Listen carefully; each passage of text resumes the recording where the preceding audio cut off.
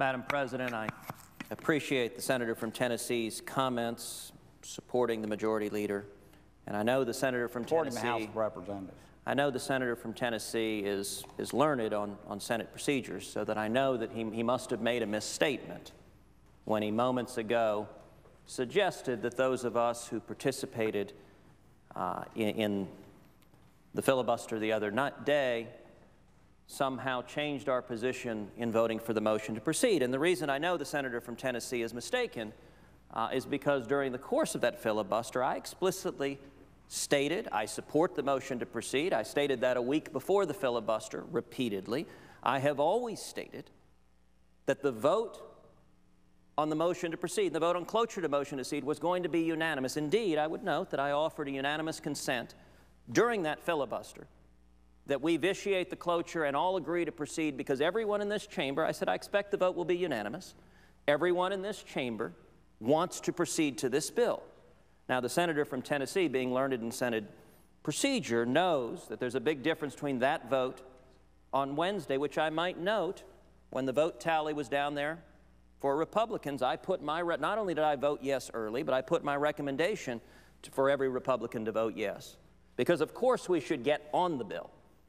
The vote tomorrow on cloture on the bill is a very different bill, and I know the senator from Tennessee is quite aware of that. The vote tomorrow is a vote to cut off debate on the bill.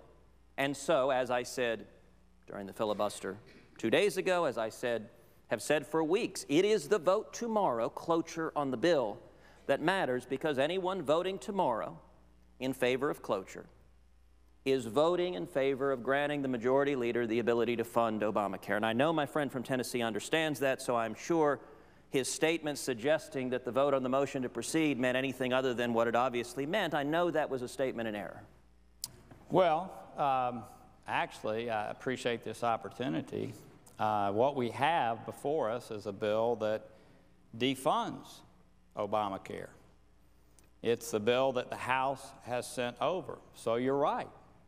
Tomorrow's vote is a vote to end debate in support of exactly what the House of Representatives have sent over. That is a confusing thing to a lot of folks, but you're exactly right. The House has sent over here policy that I actually support, and that is defunding the health care bill because of the damage that it's creating to our country.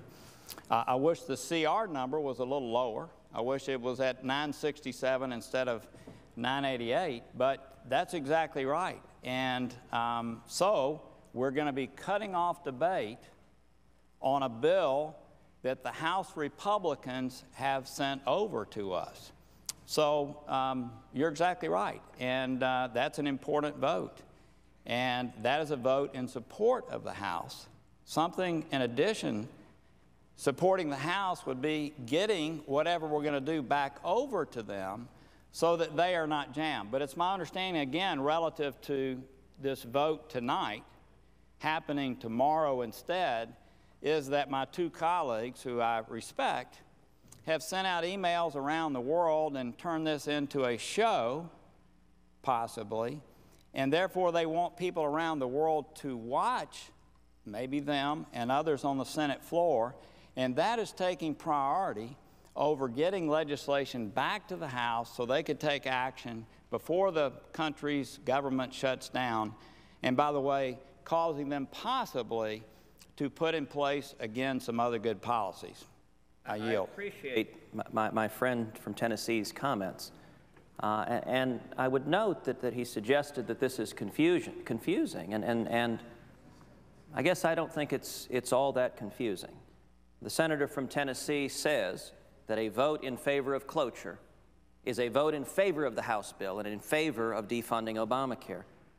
If that's the case, then the question I would pose to my friend from Tennessee: why is Majority Leader Harry Reid going to vote the same way you're proposing to vote? Why is every Democrat in this chamber going to vote the way you're proposing to vote? If this is a vote in favor of defunding Obamacare, is it the senator from Tennessee's suggestion that the Majority Leader and the Senate Democrats are confused about this vote?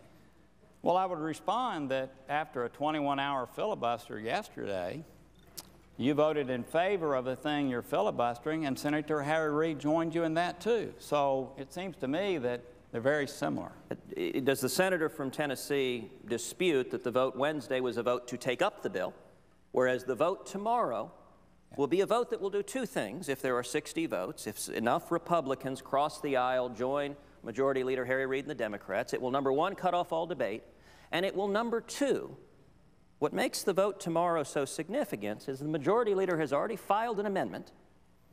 That amendment guts the House continuing resolution and funds Obamacare in its entirety. And given that that amendment is pending, and if cloture is invoked, that amendment can be passed with 51 votes, does the senator from Tennessee disagree that once cloture is invoked, Harry Reid, the Majority Leader, will be able to fund Obamacare with 51 votes?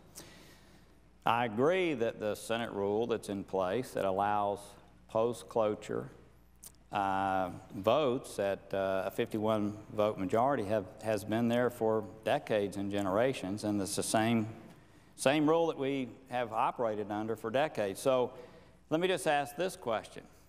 So we have a bill before us that I support. I think the senator from Texas supports, the senator from Utah supports, I think. So my question is, we have a bill that we support. The rules of the Senate have been here for decades, for generations, and for centuries in many cases.